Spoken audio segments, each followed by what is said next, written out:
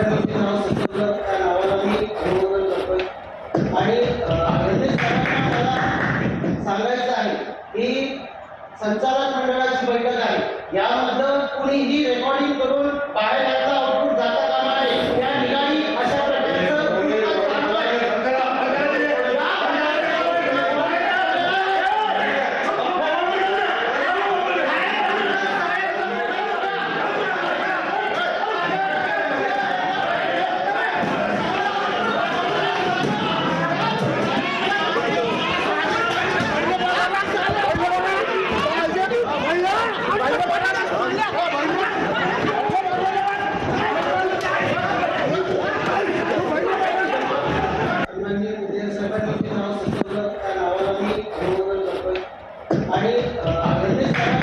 राडा झालेला आहे. सदावर्ती आणि शिंदेच्या सेनेच्या संचालकांमध्ये ही हाणामारी झाली.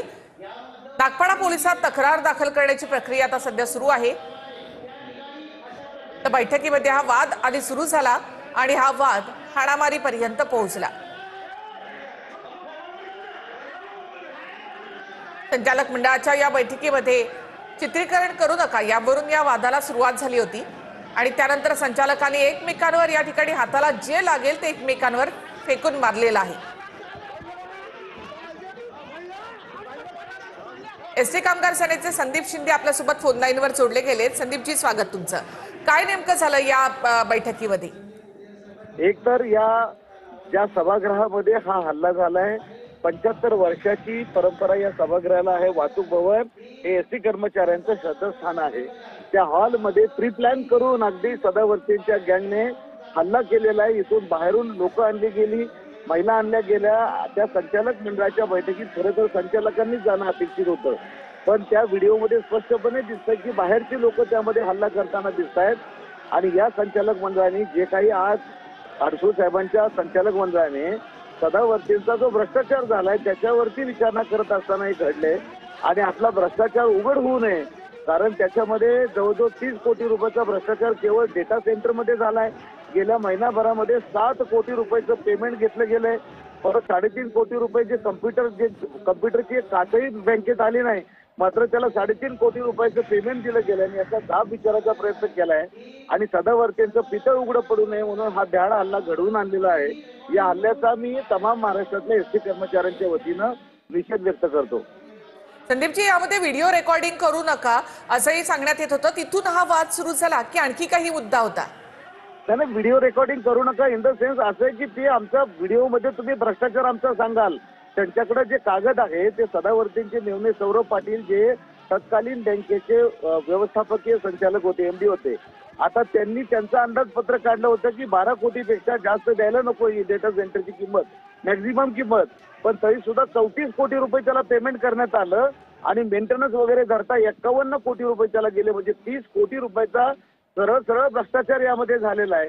आणि तो बाहेर येऊ नये किंवा आता या महिन्याभरात 7.5 कोटी रुपयाचं पेमेंट केलेलं आहे ते कुठले विचारू नये. आणि म्हणून हा केलेला खऱ्या अर्थानं हल्ला आहे की तुम्ही आम्हाला ते विचारायचं नाही, म्हणजे सदावर्ती बोलतील तेच सगळं केलं जाईल असं थोडक्यात आहे. आता बघा ना, या बैठकीला आमच्या या बँकेचे अध्यक्ष कोण आहेत?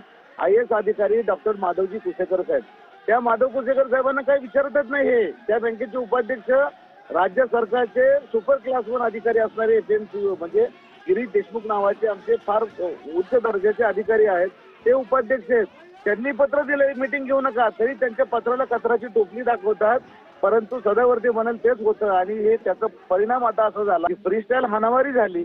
त्या वाहतूक भवनात झाली. त्या वाहतूक भवनात फार मोठे मोठे महनीय व्यक्ती बसलेले आहेत. त्या वाहतूक भवनात पहिल्यांदा राडा घडला आणि हा एसटी कर्मचाऱ्याच्या दृष्टीने आजचा काळा दिवस आहे. संदीपजी, यामध्ये बैठकच अनधिकृत होती असं तुम्हाला म्हणायचंय आणि हा सगळा राडा हा सदावर्तींच्या संचालकांनी केला असं म्हणायचंय तुम्हाला?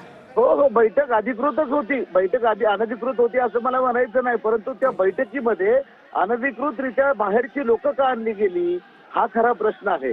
बाहेरच्या महिला आणल्या गेल्या, बाहेरच्या विभागातले लोक आणले गेले. कारण का तर ह्या संचालकांना, हे जे 9 संचालक आहेत त्यांच्यावरती ते 10 संचालकांनी 10वा संचालक या महिन्यामध्ये रिटायर होते. आणि म्हणून आता इतकी नाटकं चालले त्या महिन्यापासून. त्यांनी एजीएम घेतली तर सेवानिवृत्त झालेला संचालक परत त्याला सत्तेवरती असावा, बाहेरच्या सभासदांना घ्यावं. आणि इतका म्हणजे 150 कोटी रुपयाचा भ्रष्टाचार तर मी स्वतः उघडकीस आणलेला आहे. मी मागणी केली होती. राज्य सरकारने शहाजी पाटील नावाची कमिटी नेमली होती. त्या कमिटीने 25 ठिकाणी या संचालक मंडळाने माती खाल्लं हे निष्पन्न झालेलं आहे. आणि आता एक संचालक त्यांचा जाणार आहे, ते अल्पमतात सदावरती येणार आहेत आणि ते अल्पमतात येऊ नये, माझं बाहेर भांडं फुटू नये म्हणून केलेला हा भ्याड हल्ला आहे. संदीपजी, यामध्ये काही महिला देखील होत्या. या महिलांचं असं म्हणणं आहे की आम्हालाही मारहाण झाली, बाटल्या आमच्या अंगावर या ठिकाणी फेकण्यात आल्या. याविषयी काय सांगाल? म्हणजेच मला तेच सांगायचं ना की बाहेरच्या महिला ह्या सदावर्तींनी आणलेल्या आहेत. या संचालक मंडळात 2 महिला आहेत, त्यामध्ये एक सदावर्ती गटांची आणि एक आडसूळ गटांची आहे. त्या 2 महिला संचालिका आहेत, पण त्या 2च अपेक्षित असणं अपेक्षित होतं ना. बाहेरून या महिला आणल्या कसं काय? कारण आता तर त्यांचं बहुमत कुणाचं सदावर्तींचं आहे आणि त्यामुळे मिटिंगला कुणाला बोलवायचं, कुणाला आत प्रवेश करायचा हे सगळं त्यांच्या हातामध्ये आहे ना. आता या संदर्भात गुन्हा दाखल झालाय, तक्रार दाखल करण्यात आली आहे. आता पोलिसांनी ज्यांना मारहाण झाली त्यांना नायर हॉस्पिटलमध्ये पाठवलेलं आहे मेडिकलसाठी. गुन्हा दाखल होतोय का परत सदावर्तींचं प्रेशर येते मला माहिती नाही, कारण इतकं सगळं बाहेर पडूनही त्यांच्यावरती कुठलं काही होत नाही. म्हणजे मला खरं प्रश्न असा आहे आणि आम्ही या कृती समितीने आता ठरवले की दिवाळी संपली की आम्ही आरबीआयवरती मोर्चा काढणार आहोत. पण आरबीआयचे अधिकारी इतके का गप्प बसतायत की या बँकेमध्ये एवढा कोट्यवधी रुपयाचा भ्रष्टाचार चाललाय म्हणून 1.5 कोटी रुपयाचा दंड आरबीआय कडून केला जातो.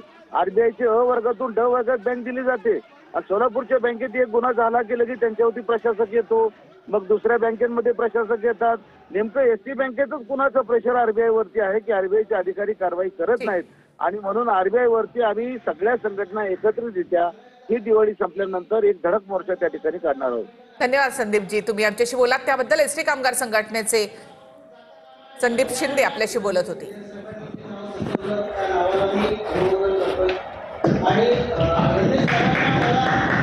सांगायचं आहे ही संचालक मंडळाची बैठक आहे, यामधलं कुणीही रेकॉर्डिंग करून बाहेर याचा आउटपुट जाता कामा नये. या ठिकाणी अशा